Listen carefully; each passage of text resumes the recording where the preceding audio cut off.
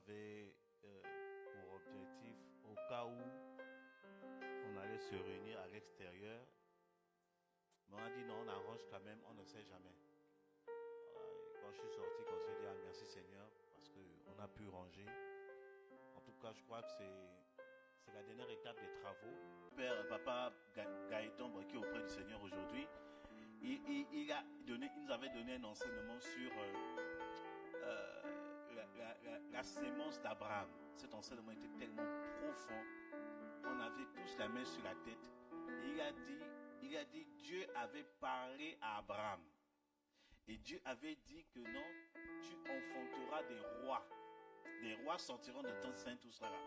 Et il a dit, regardez l'histoire. Abraham a voulu précipiter les choses. Il est parti vers Agar, ça donnait Ismaël. Ismaël n'était pas prévu dans l'alliance. Mais parce que Ismaël venait des reins d'Abraham, il a reçu l'héritage de la royauté. Ismaël, aujourd'hui, c'est contre l'Arabie Saoudite, où ils ont l'argent, le pétrole, tout ça là. Ils font des bêtises, ils font des trucs, mais c'est à cause des reins d'Abraham, les reins de la royauté. Alléluia. Et tu peux dire amen fort, tu peux dire amen fort, tu peux dire amen fort. Et papa Gaëtan, il nous a dit, il dit depuis ce jour-là, il dit, il ne donne plus sa sémence à n'importe qui. On s'est mis à rire. Je dis, mais le vieux a raison. Amen. On ne donne pas, quand tu sais qui tu es, c'est pas à tout le monde que tu dois donner les choses.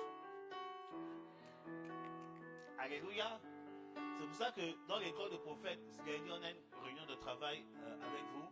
Dans l'école de prophète, ce n'est pas, il y a des gens qui m'appellent même de l'extérieur. Ah, prophète, j'ai appris, je vais m'inscrire à l'école de prophète. Je dis, écoute, tu n'es pas mon enfant spirituel, je ne te veux pas.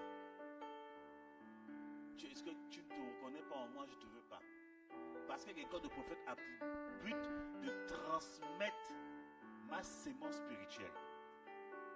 Et c'est les enfants qui prennent l'héritage. C'est pas les cousins. C'est pas les neveux. C'est les fils. Ton amène est bizarre, ton amène est bizarre. Je prie en même temps. Le Saint-Esprit m'a parlé. Le Saint-Esprit m'a dit de parler d'un point.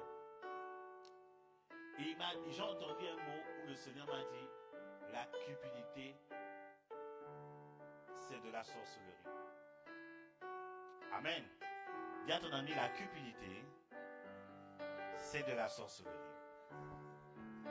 Et l'Esprit de Dieu a commencé à me parler sur un tableau, dans une vision. Tu dois parler ça, tu dois parler ça, tu dois parler ça. Parce que on doit avoir la victoire totale sur la sorcellerie. Amen. Qui a compris que les nuits, ce sont des périodes d'échange spirituel. Qui a compris ça maintenant? Qui a compris?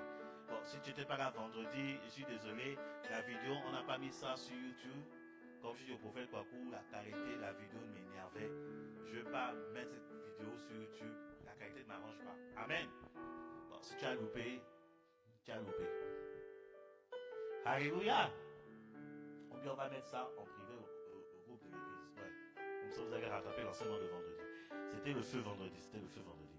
Donc, Dieu doit nous libérer de tous les domaines de la sorcellerie. C'est le but de Dieu. Parce que nous sommes à Capernaum, Dieu doit nettoyer, il doit enlever. Tout ce que le Seigneur va dire, si tu te sens interpellé, c'est que Dieu veut te libérer. Donc nous allons prendre notre Bible dans le livre de Marc chapitre 3. Marc chapitre 3, versets 1 à 5.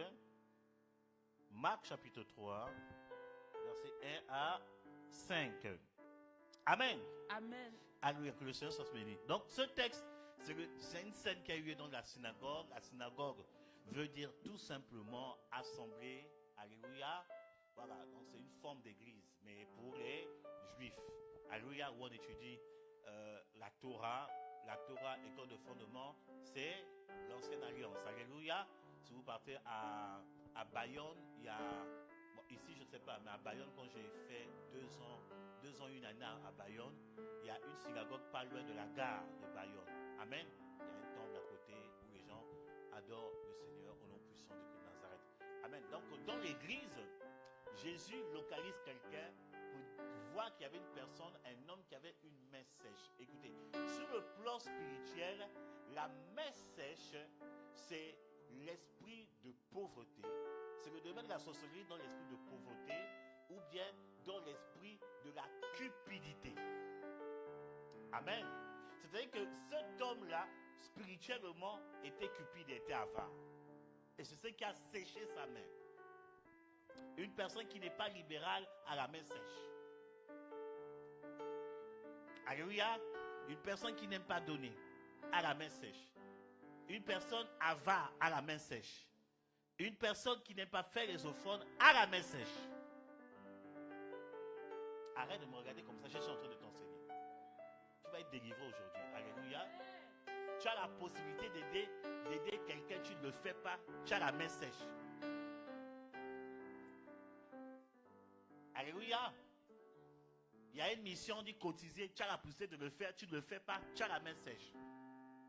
L'église a un besoin, tu as la possibilité de le faire, tu ne le fais pas, tu as la main sèche. En d'autres termes, tu es sous sorcellerie. Votre amen ne dit plus amen. Quand tu dis amen, tu vas te délivrer même. Ton amen va te délivrer même. Dis amen fort, je continue. Faut sortir de là. Il ne faut pas être cupide. Et Dieu localise ce jeune homme et il dit, regardez ce que Jésus dit. Jésus dit, il dit, je saute l'étape où il parle avec ces sorciers qu'on appelle les pharisiens, parce que eux c'était quelque part, c'était aussi autre chose.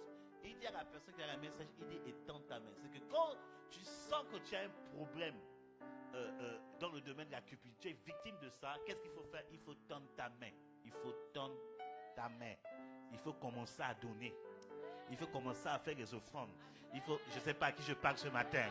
Et quand tu vas tendre ta main, la guérison va se manifester. Écoutez, moi je dis, la libéralité, ce n'est pas une fois en passant, c'est régulièrement. Il faut être libéral. C'est pas j'ai donné une fois et puis c'est fini. Non, c'est toute la vie.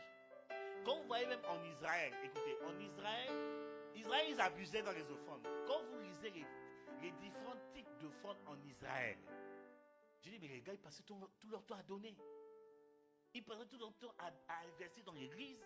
Ils investissaient dans la société. Ils passaient tout leur temps. Vous avez même que dans le livre de Juge, chapitre 6, lorsque l'ange parle à Gédéon, il dit à Gédéon, il faut bâtir l'autel. L'autel, c'est une forme d'offrande. Amen. Et quand vous faites bien attention, Gédéon, pour renverser l'autel de la maison de son père, il a fait au moins 3 ou 4 offrandes, si je ne me trompe pas. En une nuit, Israël comprenait le principe des offrandes.